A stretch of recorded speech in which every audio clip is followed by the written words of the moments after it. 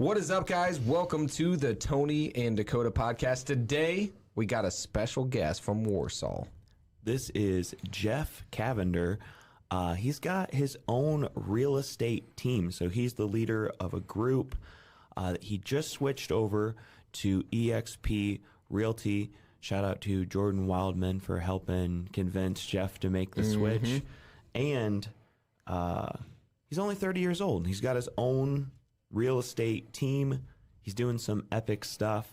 Anytime we've ever needed to know more about anything that's just west of Fort Wayne, we call Geoff and say, hey, man, you know, what are our chances of selling this if we buy it? And usually Geoff's like, oh, yeah, definitely buy it. So Geoff's been a great business compass for us, and super thankful to have him on today. Yeah, thanks for coming on, man. Yeah, thanks you guys. I only asked like 4 times, but I told him, I was like, you're one of the few people that followed up with me a lot to come on. I'm like, but that's what it takes, man. I was actually blowing him off so that he could get through PSI before we had him on, because I was like, I feel like it's going to be so much richer and he'll have so much more awareness and like things like that. So I was like, I'm just going to ignore him a little bit longer until he gets through the seminar. Yeah. Did you feel like that was good that I did that, or that? Or you kind of yeah, I mean, I just figured like you guys were super busy anyway, but I was like, I want to be on that thing, so Yeah. I was just gonna keep asking. But I do think, yeah, PSI was mind blowing, like amazing. So I didn't know that was your plan the whole time. I thought it was just like this dude hasn't sold enough. I didn't tell Dakota what my plan was. I was just Well, like, he I'll knows, just wait. He knows that I would just be like, dude, that's the dumbest thing ever. So just get him on the podcast. That's why he didn't tell me. Yeah. Well, I just like, even like, you know, the Mastermind stuff or the panel, you go to panels and I'm listening to dudes that, you know, I'm like, how much in sales did they do?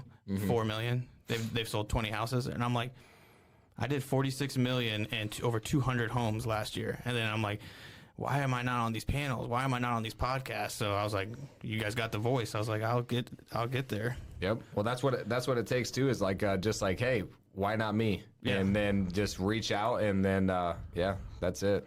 Yeah, and I think that's a huge thing for me. Is like more so when I was like by myself. I feel like now that I have a team and like people that count on me, it's built this a little bit more of a fear in me. But when I was solo and I came into real estate and you look at that MLS top leaderboard, the only thing I thought of was, well, why not me? Like, these people are normal people. And so I had no fear ever going into anything. And it's like with you guys, like you guys are huge in the area. And then so some people are like it's like you guys are legends. They're like, oh, it's Tony Dakota. Like I could never speak to them. And I'm like, I see you guys and I'm like, I'm going to be their friend, dude. I'm going to hang out with these guys. Like, what do you mean you're not going to talk to them? And so that was just huge for me, was why not me? Yeah. And then you do it. It's Well, like, if anybody feels like that for us, talk to us. it's a lot. Yeah, I think that a lot of people think that way too, and I think that way about like, you know, Ryan Pineda and all these people. But like, dude, they're just people. Yeah. And so then if it holds you back from talking to them, like, just go talk to them. They're usually where they're at because they're good people, just like you. You're where you're at because you're a genuine like guy and actually want to be friends with people. Yeah. Oh yeah. And that's like, I always like showings take so long or something, and I'll get home and tell my wife, man, they were talkers. Well, now my wife got her license, so she came with me to a few showings, and we get in the car and she's like, you're the talker. She's like, they mentioned investing, and now we're here for an hour talking about the properties you own, they own. And I was like, well, I like people. And you get onto a topic where business, I'm like, I'm gonna talk to you forever. Are you Jordan? Are you Jordan's brother? Oh man, when I met Jordan, it was crazy. We were in Florida getting recruited by Keller Williams, and me and him met. Totally ditched like Keller Williams, and we stayed together the entire rest of the time. And I was like, dude, like, I feel like you're my brother almost. We were like same height, same amount of rentals, same in sales. I was like, this is weird, dude. Wow. Yeah, That's freaking awesome. So you have some rental properties too. I have 24, but we just put 2 buildings up for sale, 24 doors. So, yeah. Yeah, I saw that one quadplex. Yep. That looked like a pretty nice. It is. I wouldn't be selling it, but I bought it with partners, and the 3 of them said they wanted to get out of it, and I didn't use a loan that was assumable. So even if I wanted to buy their share out, I would go to like the new 7% rates, and we have it at 4. And I was like, Wait, who told you that? the bank, Crossroads. Oh my gosh, freaking Robin. Yeah. That's who I have everything through. Like everything is through Crossroads, and I'm like, dude, like if I just buy their share out, just take their names off, leave me on, and we'll be good. He's like, no, we don't do assumable mortgages. That's such bullcrap. I wouldn't even. It'd be funny if you just didn't even tell him, and then just like, all right. But now it's too late. But like, just don't say anything next time because that's insane. Well, my thought is, you have a company, right? You have a company, or is it three it's names? owned under a different LLC. Okay. So yeah. So just quit claim it to yourself, and then when they call it due on sale, quit claim it back to all four of you, and then just land contract it to yourself. Yeah, that sounds like a lot, but well, what if you did this? So if you have the cash, or you have the cash, I could, yeah. So you could buy all three guys out and then just have it for yourself. So have them write you up a land contract where the amount of money that you have to put down is their shares. And then just land contract it to yourself. And I thought that too, but then when I ran the numbers, it's like 130 grand, I think. But I was like, if that's 130 grand, the thing's cash net or gross is 3,600 a month. So I'm like, 100 grand, I can put that anywhere else and make way more money. Yeah. We got it. We bought it good. We bought it 2 years ago at like 220,000 at 4%. So we bought it really right. And now I'm like, I like that building. I would never sell, but they want to. And so I was like, I'm not going to buy them out when I could put 100 grand into any other investment and make more than $3 grand a month. Yeah. So well, if it doesn't make sense, it doesn't make sense. Yeah. I ran the numbers a lot, and I was like, because I like the build. I've never actually sold any building I've owned. I bought my first house at 19, still own that one as a rental now. We moved, but I've just never, everything I bought I've kept. Because I was like, they make money. What do you mean? But now, like, knowing guys like you and knowing, Drew and all those guys, it's like, oh, you can make a lot more money. Like, I could actually, they might make $500 a month, but I could make $5,000 a month. So I'm trying to switch to that mindset. And so I posted my headache building. That's the 5-unit one. I posted that one for sale. And then now that 4-unit, I was just like, yeah, we'll sell it too. And I'm going to roll all this into something else. I like it. So where did all your confidence come from? Because it seems like you've got confidence in business. Did you grow up around business people? Did you grow up with no money? Did you grow up like middle class? Yeah, so I would say middle class, definitely. So my dad was a meth head from like 2 years old on. My mom was divorced him and then married my stepdad. So I had my stepdad from like 4 on, but my dad was just in and out of my life. Like he was always into drugs and then into prison. So it'd be like 2 years in prison. Then my dad's back, 2 years in prison. And so I think that's actually how I got my confidence was he had this no fucks attitude. Like if I want it, I take it and nobody's better than me, which is a terrible attitude. Like I resented it, but I think that might be where I had the no fear thing. Like I'm gonna walk up and talk to whoever I want to, ask somebody whatever I want to ask them. So maybe that was a good thing I got out of him. But then with my mom and my stepdad, we had the three boys. So I mean, they were working their jobs, going to school, and so it was me and just 2 boys, and they're actually like, they had been the biggest no's in my life. Every time I was like, I'm gonna quit this job and go to this job, they're like, no, don't do that, don't do that. I'm gonna start real estate, no, don't do that. I'm gonna buy rentals are terrible, like don't do that. And now it's to the point where they're like, hey, what's the next thing like you're getting into? And I'm like, and I never I never let it be offensive. Like they were telling me no from a place from their beliefs, and they said it out of good intentions, but she actually helped me. She gave me the Dave Ramsey book because I was working at Zimmer, which in Warsaw, orthopedics is everything. So I'm making like $25 an hour, broke, like overdrafting my account. And I would tell her, and she was like, all right, here, you need to read this book. So I read that book, and really it was more of the stories, the testimonials of somebody like, I make $40,000 a year and I paid off 100 grand in debt. I'm like, I make 80 grand a year and I'm broke as shit. So then I did that, and then like read Rich Dad Poor Dad, and so it was just all was but me. Like I had no business people in my life, but I just read books. Then YouTube, which I wish was around when I was in high school. Like it would be insane to have those kind of like Alex Hormozy as a mentor in high school, but now I'm doing it now. So that was kind of how that all got started. You said something there that I always say whenever I'm speaking or anything like that, but it's a quote that I remembered is just because somebody loves you doesn't mean that they know what's best for you, what you're capable of, or what God has planned for your life. Oh yeah. So yeah, that's always interesting of like, they're doing it out of love and to protect you. And so that's what I always want to remember as well of like, they're not doing it of like, hey, I want to hold you back from what I think you're capable of. But what they're doing is they're holding you back based on your past or based on what they believe is possible for you. And so you always have to watch doing that because we do that to other people as well. But yeah, that's a great reminder for people of like, man, these people love you, they care about you, But just because they're giving you that advice does not mean it's good advice, because, I mean, obviously it was not really good advice. Because, I mean, sounds like quitting the job, doing real estate, buying rentals for you has been a good choice. Yeah, and I mean, like for me, it was I got into one orthopedic company, and then I was like, hey, I'm going to quit this one and go to the other one. And they're like, no, you need to stay there and build up seniority, get vacation. And I did it and like doubled my income. And then I'm at Zimmer, which was like one of the top ones. And then I was like, hey, you know, I'm going to go to Depew and work there. They're like, no, don't do that. You already, you know, you have 3 years in over here. Don't do that. I quit there, went over to Depew. I'm making $40 an hour. Easiest job ever. Best benefits. I did 5 years there, and I started real estate after year one. So I did third shift orthopedics, real estate, sales, and then I used all the money to start buying rentals. Wow. And they were the whole time. It was like, no, don't do that. And I was like, it's working. And then like in the factory, you get it. I'd be sitting there listening to a podcast. So somebody walk into my area, and it'd be some dude just talking to me through the speakers, or I'd be reading my book on break instead of going smoking outside or something. And they'd be like, you're an idiot. Like, what are you doing? Yep. And then the moment I quit when they did the COVID stuff and they started mandating the vaccine, I was like, yeah, I don't need this place anymore. I'm out of here. And everybody's like, oh, you're so lucky that you get to leave. I was like, lucky? I worked 4 years, like on 4 hours of sleep, maybe a day. Like I built this myself. And I told you, like I never hide anything. If somebody wants to ask me money or what, like they'll come up to me, hey, I have this property. What should I do? I'm like, keep it as a rental, dude. Even in sales, like if they're like, hey, what should I do with this? I want to buy this one, but I could probably keep that. I'm like, yeah, keep that as a rental, even though I would make way more money if they let me sell it.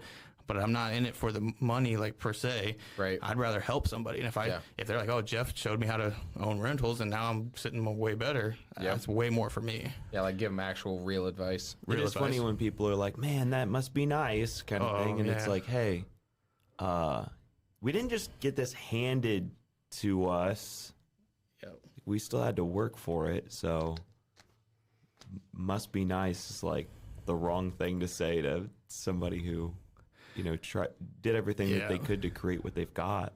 Yeah, and then in the same aspect where you have those people that are like, must be nice, I have the people that like did see what I did, and they like, I've even had people on Facebook say something, and then the comments, I have like my own little fans that come in there and like, Geoff busted his ass for so long, and it's people I don't even know, but like I did it in person, so they saw me, they walked around and saw me reading rental books and stuff like that, and then it's nice to see them come to your defense when you don't even have to. Yeah.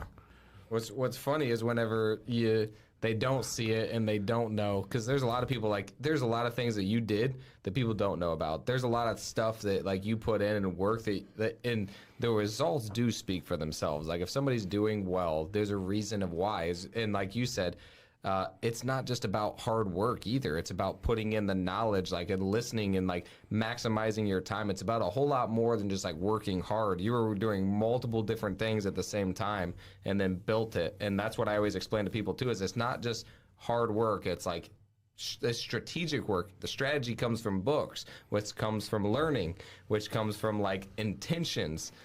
So yeah, there's a lot more that you have done that people don't see, and the same for all of us. So like, that's awesome that people come to your defense. Even those people do not see everything else that goes on behind closed doors. Yeah. Like you probably went through a lot emotionally, physically, like all of it. Talk about like your struggles and like what you did go through. Yeah, I mean, I don't know if have you ever worked third shift anywhere? Yes. Okay, I was gonna say anybody that works third shift knows that struggle is unreal, and then you throw another job on top of it, which all the books say to do, 8 hours for the man and 4 or 5 for yourself or whatever. And so mentally, emotionally, and that was the huge thing I learned in PSI, was that I was just choosing business over everything. So like I would say my family life sucked, and I was like, well, it's because I'm working so much, but I was like literally blaming the work instead of the fact that I was choosing it. So physically my body sucked, no sleep, eating shit food. Emotionally, like keeping my marriage together was impossible. It felt like, and this whole time I was pointing the finger. I'm like, well, it's the business. It's that fault. Although I ran the businesses, like I wouldn't connect it back to myself. I just would tell myself I have to do this, even though I make like 5 times what my family ever made growing up with 3 kids. I kept saying like, no, we need more money. We need more of this, and so. The struggle was definitely that. The emotional stuff definitely throughout school with my dad. That's not stuff like whenever I tell someone my dad's a meth head, they're always like, what? But he wasn't around. Like I had parents, so it wasn't like I was an orphan. Like my mom did really great for me. So, but that just brought its own stuff that PSI brought out, obviously for me, was all that stuff.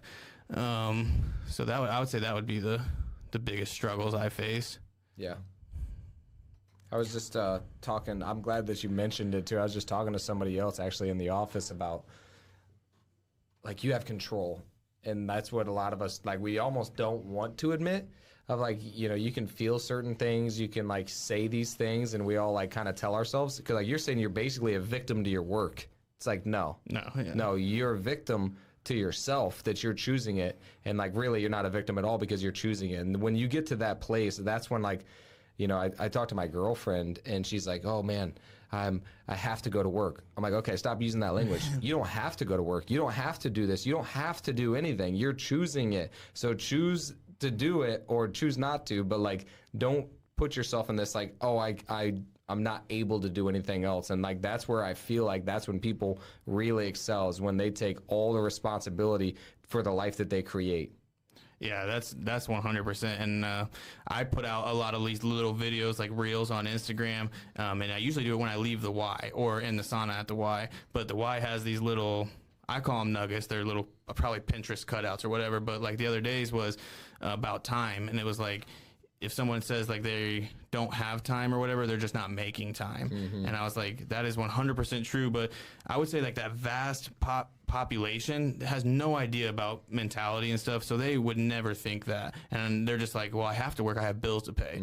And I'm like, well, what you don't get is the choices you made that made you broke to be that way. So like when you're saying, if somebody ever says like, yeah, man, I'm just too busy, you're honestly choosing to not have time to do that.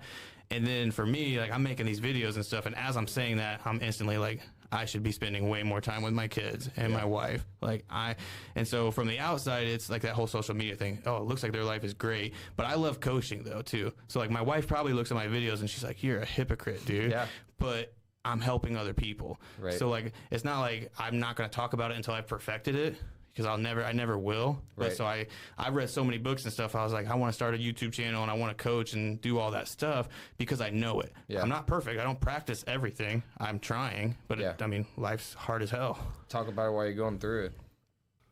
Pulling data lists like vacant houses, mortgage foreclosures, and tax delinquent properties is important to direct-to-seller marketing.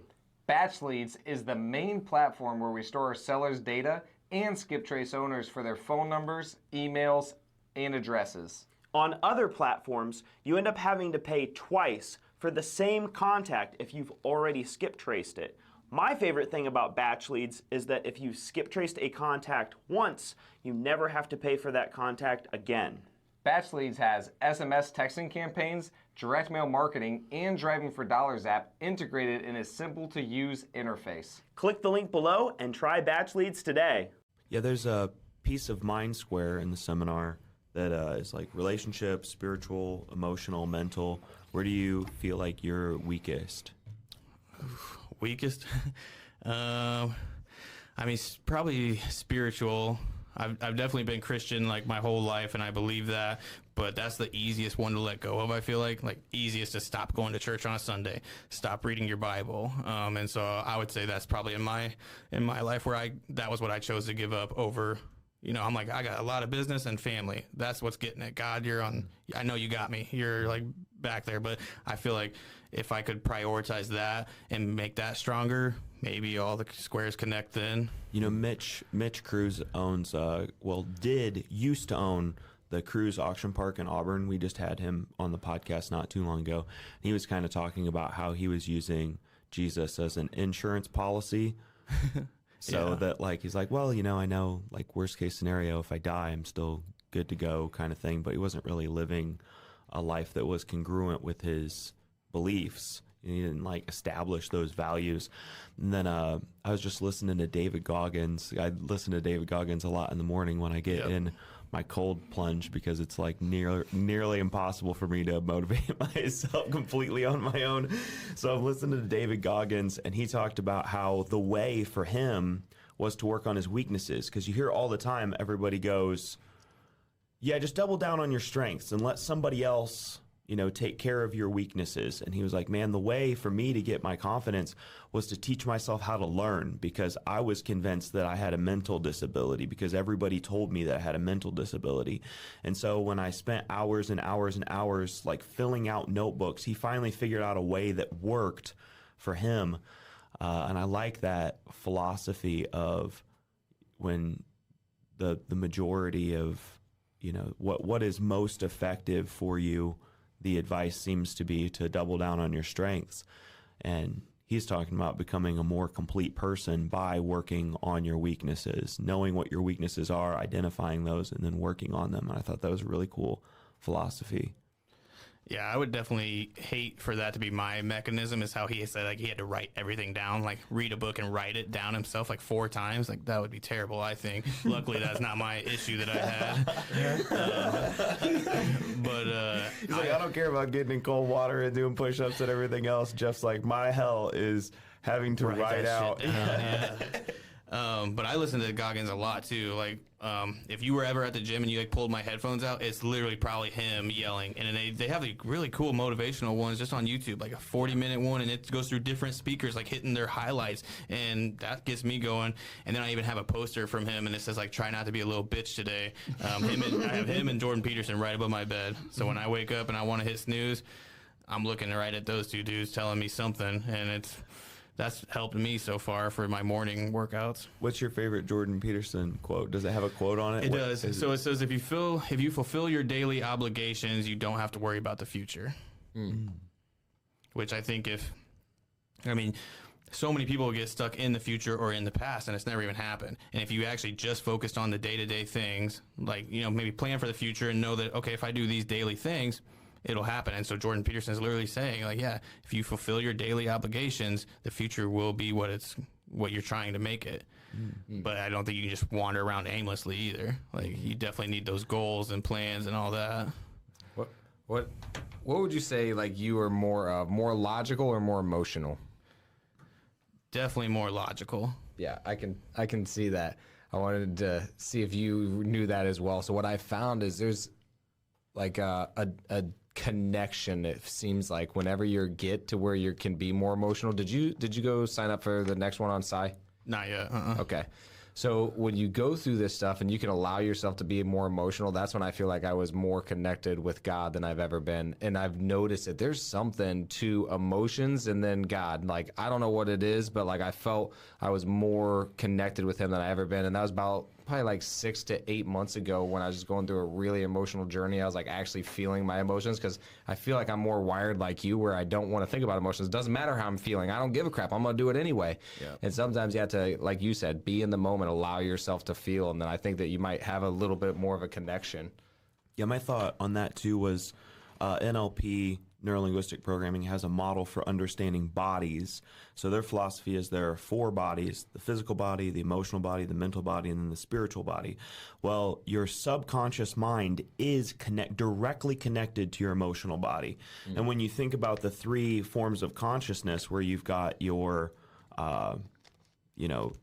conscious, subconscious, and then superconscious, if your subconscious is completely out of alignment, or you're just deciding not to experience it at all, you're not experiencing emotions, you're not allowing yourself to be imaginative, you're not, you don't have like a detailed vision of what the future could look like in either sound, video, photo. Your subconscious mind thinks in forms of pictures. If you don't allow that into your life, then you're kind of missing that bottom up connection to your spiritual body. You're not gonna end up there. Right, definitely. And I don't know, I think through PSI I learned like maybe why I don't go emotional, and it's probably from with my dad stuff, but like logical has just helped me in everything else. Yeah, like 100%. And it's like you can be really, really good at bad things. Like I am a master deflector. Like if my wife wants to say anything, I can definitely blame it on someone else or something else, probably through like unset expectations or something. But like I'm really good at a bad thing. And so logical was what I was like 5th in my class going into senior year, but then I had my son my junior year in high school. Wow. Yeah, like school started in August. He was born in September. Yeah, and I was still like fifth in my class just because school was so easy, logical stuff. I didn't have to study. I was smoking weed, drinking, like had a kid, like, and then by senior year I was working third shift in a factory. But everything to me was just like logical pays off, hide emotions, and then now. You know, that doesn't work in relationships. You know, when your partner wants to tell you about their day or about a problem and you solve it with like 3 things real quick, you're like, well, did you do this, this, or this? They don't care at all. Right. They didn't want a solution. Yeah. And that was probably been the hardest part for me to grasp. But one of the biggest learning things, like in real estate, I talk to people every day. So you have to learn about a person because they don't, you know, when they're telling you what their ideas of a house are, they don't want to know your ideas of the house, you know? So that was a huge thing for me, and I think connecting emotionally with myself would just benefit me in like crazy ways. Yep. So what are you doing? Are you doing anything different now, like from Psy, and to like get more in touch with your emotional side, or like I call it feminine energy, because that's what I like really like struggle with. Is like Ed is a perfect example of somebody who's in both, and like I think when you can be in both, you can be fully who you are.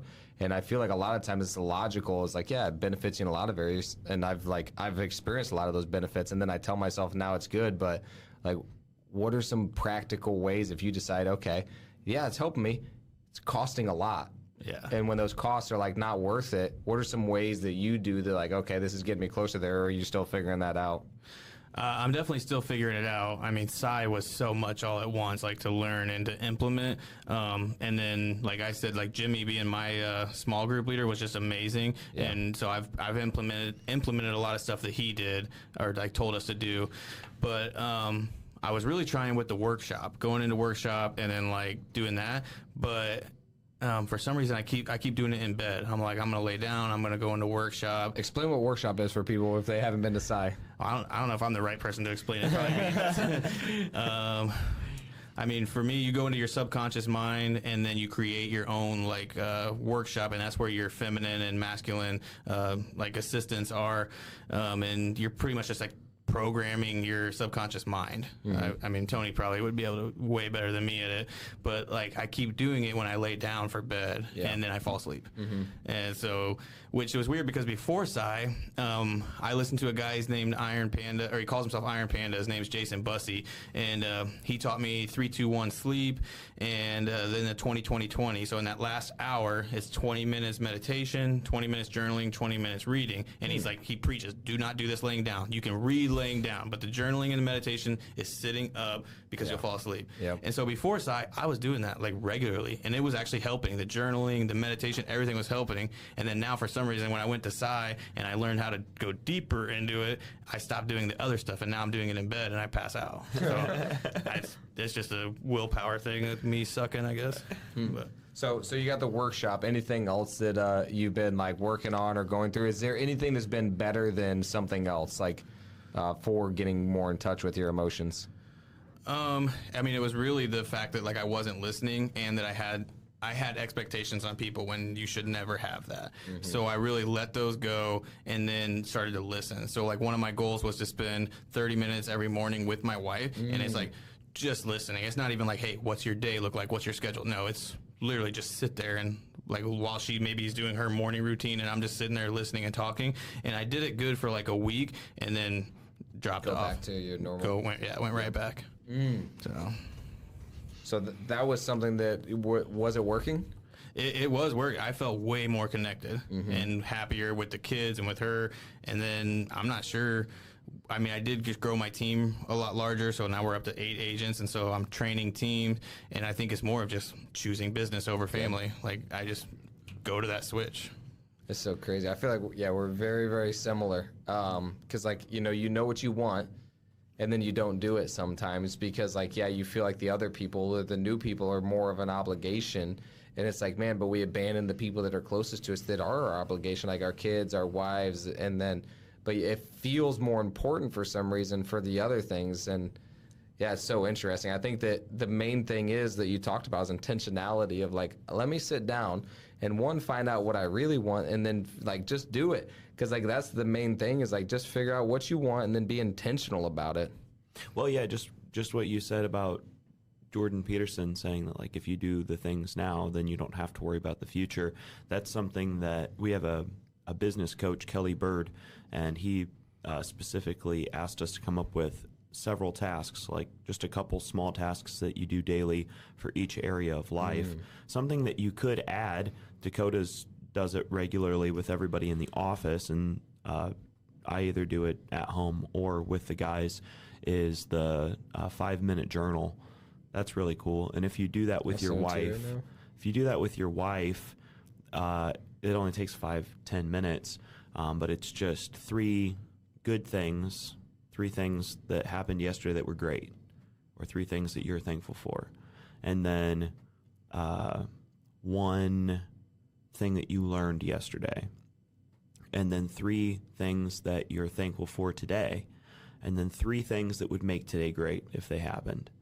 And then some I am statements.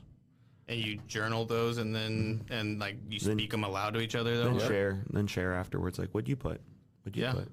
And I think that like why I default back to that is just because like you said, everybody plays on their strengths, and so like the moment that I start to get pushed back in the emotional side, I'm like right back into business. And she's so aware of things, and so she was like, well, you're a leader there, you're not really a leader at home. And so I'm like, well, obviously that's why I'd rather be there, you know. And it's it's measurable, so I can measure the sales, I can measure these guys' success, and so I'm like, yeah, when I'm at home, I'm in no man's land. Like I'm doing bad, I don't know why, and I can't fix it. So I just immediately spend all my time where I can control it. I see success, and then I'm like, well, why aren't you happy? We make all this money.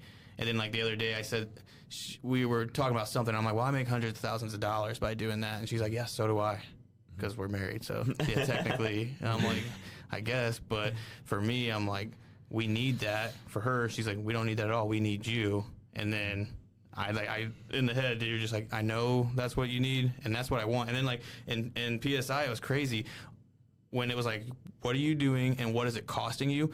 Everything that it was costing you, you could put that list as what's most important to you in life. And then they're the ones paying the price the whole time. And it's like, this makes no sense. That's if I had to stop everything today, these would be the people I would hang out with. I don't hang out with those people every day. And it's like, but even saying that out loud, it's still so hard to make yourself do it because you don't feel like a leader. Yeah, Kelly basically said that something that's typical of entrepreneur archetypes, business owners, that sort of thing, is that if they don't get all of these areas of life handled, like even doing a little task, just something that takes 5 minutes for each one of these categories, if you don't have like 2 little tasks that you can do for your spiritual, for your physical, for your relational, and for your professional, you can grow the biggest company ever and your entire life can fall apart. He just said it's something that's common among CEOs, is like to push, and you can list out too, there's a cool way of figuring out what your values are in neurolinguistic programming, like what do you actually value?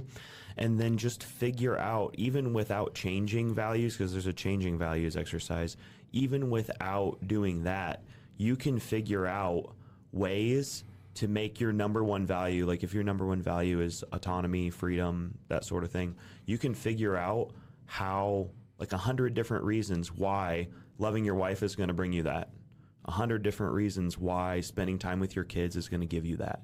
Like 100 different reasons, you know, like you can start to, you can use your logic, like go ahead and use your logic and prove to yourself and convince yourself that you can still have your highest value of growing and having an abundant mindset, and how your family is actually the reason why that's going to be possible. Yeah, and I think you guys know Austin Chevron, right? Yeah. So we were on a fishing trip, and like I went on this fishing trip. It was him, Jordan Wildman, and Tim Burns, and I was like, I don't like fishing, but I was like, I'm gonna be on a boat with these dudes for 8 hours. I was like, I'm gonna be there, and we really did not hit like anything like goals or like the whole time we're fishing, I'm like thinking these dudes are supposed to be like dropping knowledge on me. Like I'm literally just fishing and like chilling with these guys. And then finally when we're on our way back, Austin opens up and he's like, hey, so like what's one of your goals or whatever for this year? And I was like, I want to do 20 million in sales. I personally did 18 last year. My team did 46. And I was like, I want to do 20 million. And he's like, no, you don't. I was like, yeah, I do, man. And he's like, well, okay, if I gave you a deal tomorrow that was $20 million home and you sold it, went into your numbers, and you got no check, would you be happy? And I was like, no, not at all. He's like, so 20 million isn't your goal. He's like, your goal is a GCI, like the money thing to bring home. And I think that just showed me that, like, I probably don't even know what my values are, like my real values, where I think of as like a family and stuff, but then I cloud them with these fake values. And then just since he told me that, I was like, okay, you're right. Like, I don't need to be the top one on the MLS, which has always been my goal. I was like, I'm going to take these guys over. And then I think we were like third or second, which is crazy because we're like, I had like 5 years in the business, and these people were lifers, their parents were realtors, and we just came right up there and crushed it. But I was like, that might not actually be my goal. And now, since I shifted that, I think I'm going to make over like $100,000 just from like no sales that are going to be recorded from other outside, and not the rentals either. That's totally different. But it's like a passive form of income that's coming to me now, and no one's going to know about it. And I was like, I like that. Like, I think I can transfer. I don't think I need any sales to be recorded anymore, as long as my monetary ones are getting hit. But I feel like that just showed me that I kind of have fake values. Like, what I say is my value is not actually my value. Have you been thinking about investing in real estate? It's not like what you see on HGTV. We created a course to show you how to really invest and create a profitable flipping and wholesaling business. We show you where to find the money, how to find the deals, and how to negotiate the deals. We go over live sales calls, including negotiations, scripts, role-playing, and so much more. Everything that you need to know to flip houses is in this course. And if there's a video that we didn't make that you want, we'll make it for you. This knowledge has made us well over $1 million, and it's available right now for $997. Click the link below. Buy the course. I like telling people how much debt we've got now, because for a lot of people, then they would be like, oh yeah, that's not exactly the life that I want. Yeah. Yeah. Those are some crazy ass numbers there. But I never like dreamt of being a realtor. I don't know how I even chose it. I just knew I wasn't going to work in a factory the rest of my life, and that was the field I picked.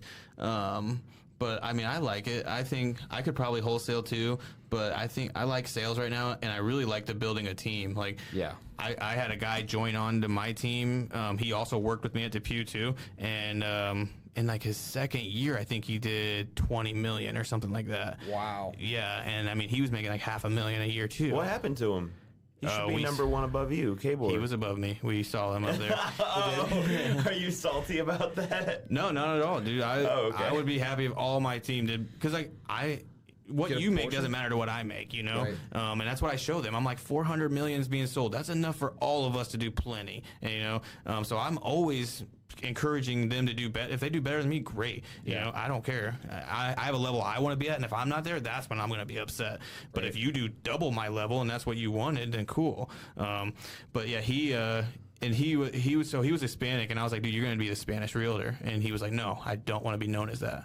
And I'm like, why? You're the only one. Like, it's a niche. You own it. Do it. And I was trying to push. And he's like, no, I don't want to do it. And then it just naturally happened anyway.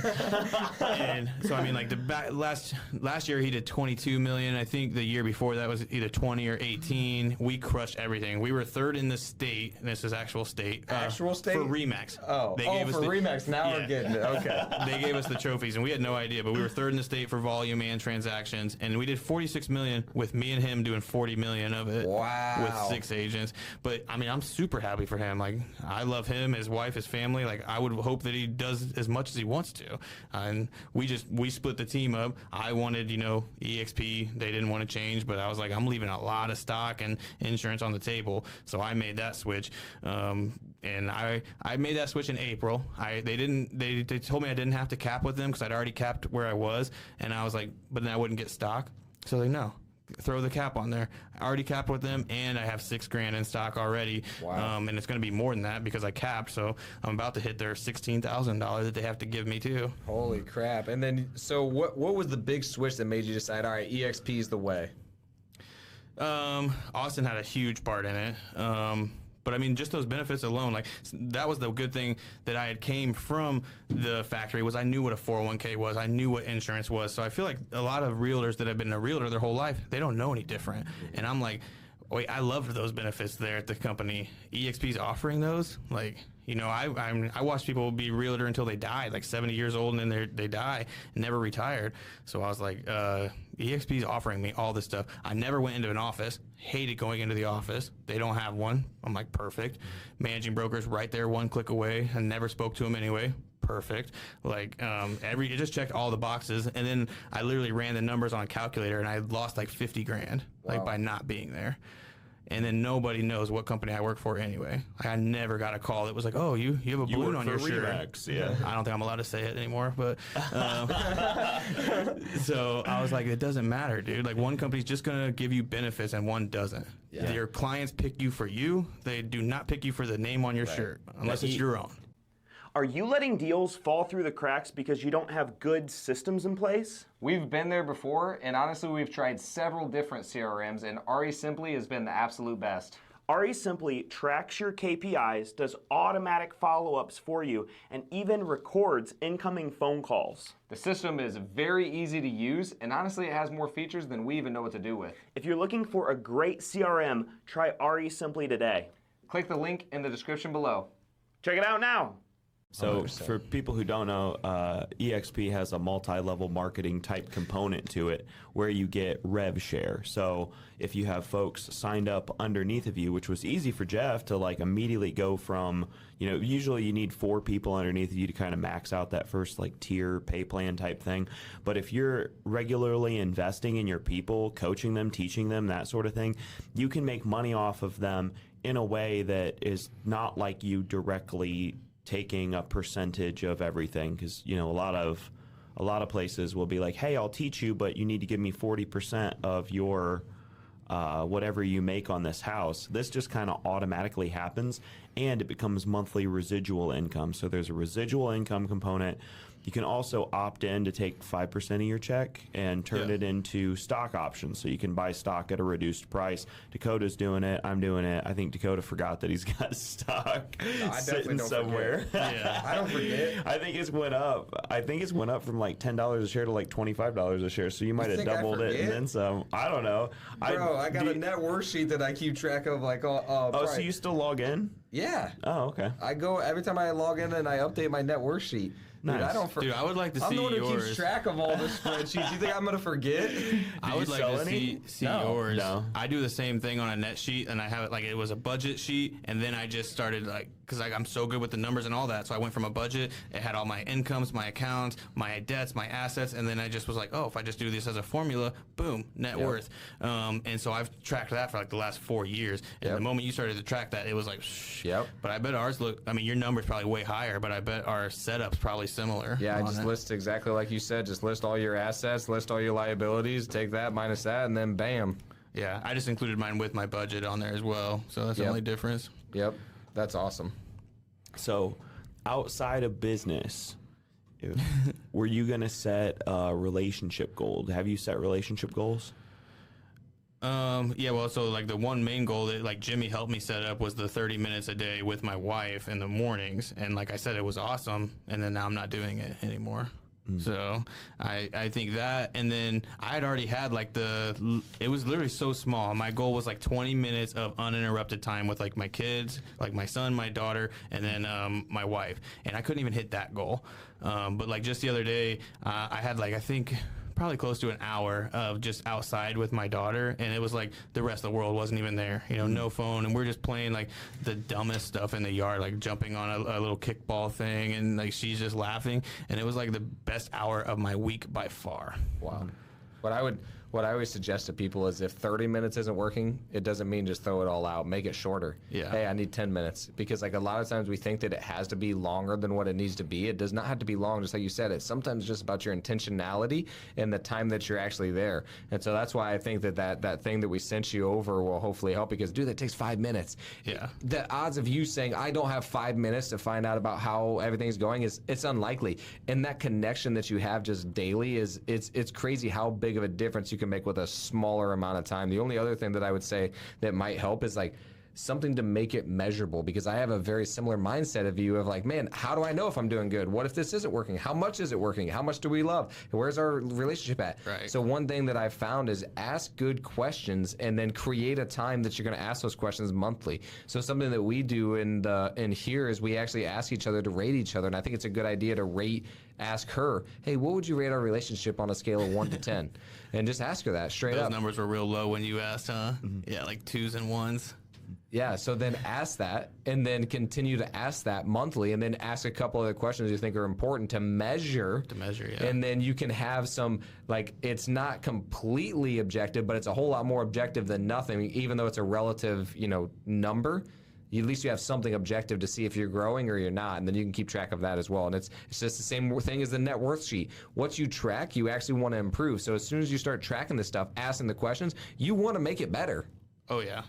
Yeah, and I think that's probably just one of the reasons why it's so easy for me to turn it off, is because I can't track it. I have no knowledge of it, if it's good, if it's bad, or why it's bad. So I really appreciate your guys' advice. Mm-hmm. And, like if your relationship starts taking a turn for the worse, like the pain of going through a divorce or the pain of not having that person around anymore is a lot greater than you realize. Oh, yeah. I just actually had I don't know what brought it to my mind. I think we got into a fight, and for some reason my mind went to, like, what if she died? And like I just thought of the pain like I would feel, the pain my daughter would feel. I was like, we would be absolutely lost. And I was like, what if one of my kids died? We would all be absolutely, and like that pain, that makes everything else go away. None of those businesses would matter if that happened. So it sucks to use pain like that. Like, why would I need to think of you dying for me to want to actually be around? But it might be what it takes. Yeah, use whatever resources, skills you need in order to love them better. That's what I always believe, is like whatever you have to do in order to like get to where you want, like make the best relationship, all this ethical, like not lying, stealing, or anything like that. But anything that you can do to make that stronger, I think is a valuable resource. Yeah, I just went back and re-listened to what is it? Your Success Code by Ed Milet? Unlocking Your Success Code. Yeah, I just went back and listened to that for the third time now in the car yesterday. And it gave me a great idea, because Dakota and I are going to be speaking at an RE Simply event in San Diego, California. And something that he brought up was how powerful that those negative consequences can be, like the prices that you end up paying. And he was specifically talking about how his doctor, he was so thankful that his doctor came in and approached him the way that he did, because he was like, you have a lot of money, right? Like, you're a well-to-do guy, and, you have these bad behaviors and that sort of thing. Like, do you want to be around to see your daughter walk down the aisle? And then Ed was getting upset, but he was saying the things that were making him understand the consequences of not being able to get his health under control. And so maybe for us, the way that I translated it is that maybe we need to better articulate what the consequences of are not being great at sales. Like, if you aren't, you don't have a lot of certainty. You don't have a lot of stability. Even if you can't if you don't have the confidence and the consistency, then you end up paying the price of not knowing where you're at, not knowing if you can actually do this or not. And so then I think about you with your relationship, like, dude, Dakota and I have both been divorced. Yeah. You don't want that. I've been divorced. Well, you don't want that again. Yeah. That first one, though, like, I don't really count, though, but yeah. You don't count. Okay, tell us about this real quick. No, he still says it exists. He still counts it. I mean, I would never say, like, oh, I haven't been. But so it was, she was here as an au pair. You know what that is? Super rich people get a nanny, a foreign nanny from another country. So she was here from Germany for these rich Zimmer people and watching their kids. Well, they would, she would literally take them to a daycare during the day and then nanny for them in the afternoon. So then she would go to the Y. So I met her at the Y, and it was, she had like 4 months left, and we were like, well, let's just hang out for 4 months together, and it was great. And then at the end of the 4 months, I was just like, I'm not really ready for you to go back to Germany. And she's like, yeah, me either. So I was like, well, let's just get married. You get a green card. We'll try it out. And if it doesn't work, it doesn't work. And then, yeah, this wasn't her her idea of America was not staying in Warsaw. Her idea was, Miami, Chicago, New York. And so she was ready to go home after like a year and a half or something like that. Wow. So, Man, that would have that's why I worked. don't count that one. But That's interesting. That would have worked great for your Latino guy, because then you'd be able to marry anybody that you did. Now you're married, so you, yeah, you true. can help work the deal like that. Oh my gosh. Cut that part. Jeff is willing to take the hit to get any to house make the sold. sale. I probably do got to get All right, rolling. let's get the final question. Okay. final. So I asked you fast- for prep questions. Fast forward all the way to the end of your life, and you're on your deathbed. You have a final message that you get to deliver to the world, and it could be a sentence, a mantra, a paragraph. It could be a billboard in Times Square. It could be a journal entry. It could be something to your friends and family. But when people see it, they'll go, yeah, that was definitely Geoff. I know that he would have said that. And it's your last message to the world you think the world needs to hear. People are going to look at it and know this is your legacy. Probably watch the LTD podcast, episode 80. No, that would have been a good one to give me to prep on, though, for sure. I feel like I could come up with a ton of messages where it would be like, yeah, that was Geoff, like business related, because like I'm all about business. We so only if need one. I Only know. need one, buddy. Well, I don't feel like that would be the message I would leave, though, is the thing. Like, it would have to be like time is short, and to spend it with the people you love, because I don't think anybody ever truly grasps that until someone close to you dies, I would think. So yeah, I feel like that would, and I mean that was even my message to that guy when he got on my team, and he brand new in real estate, and I said, hey, the hardest thing, because he was married with a kid, I'm like, the hardest thing is going to be balancing your work-life balance. Like, your family's gonna suffer. That was my number one message to him, and I don't know the solution to that, but that would be my message, is to be with the ones you love the most. Love it. Well, we will let you get out of here. Any way that the listeners can get a hold of you if they want to sell some real estate? Yeah, my number is 574-527-1651. All over social media, just Geoff Cavender Realtor, YouTube channel now. So Geoff with a G. yeah, spelled the correct way, Geoff. Yes. Yes. Cool. Well, thanks again for coming on, bro. Thanks for letting me on after I like strong-armed you into it. So I'm gonna annoy these guys until they bring me on. I love it. All right, thank you guys for watching. We'll see you on the next one. Peace.